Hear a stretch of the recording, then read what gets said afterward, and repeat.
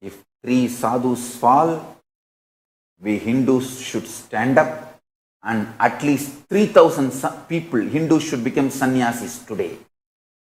Only if we give this kind of response, future is even going to see the remains of Hinduism.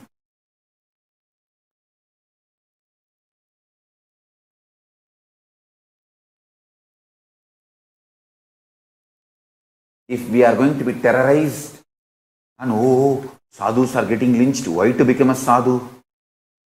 Hindu sadhus are always controversial, why to become a Hindu sadhu?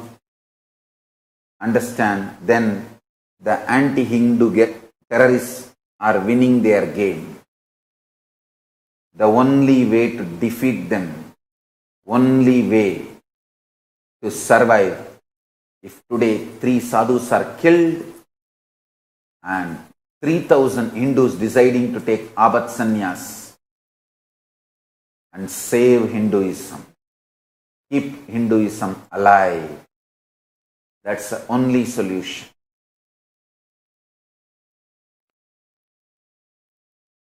Whether you are going to do it or not, that is the only practical solution. Even though it looks impractical.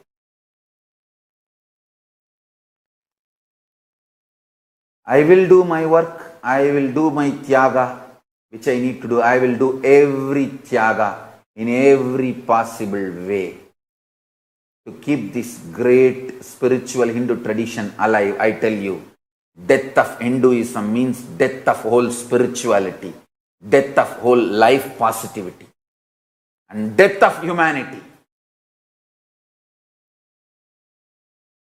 It is the Hindu principles keeps humanity alive still.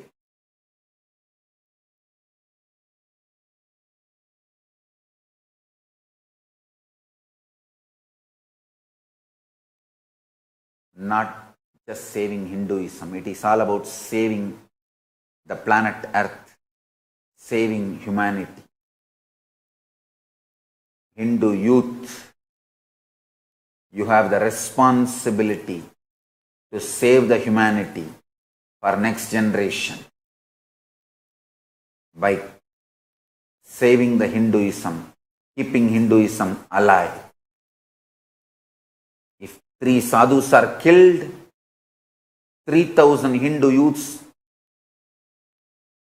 Hindus should take Apat Sannyas. Only then the terrorists who are killing Hindu sadhus and Hindu leaders will decide to back off.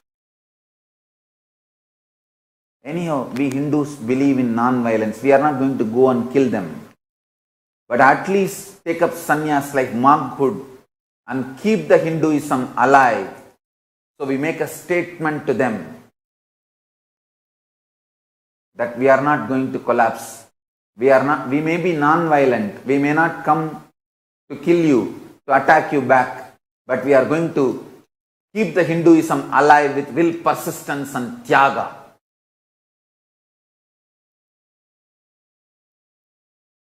Tyaga is the only antidote for this continuous Hindu Holocaust happening all over the world, especially in India.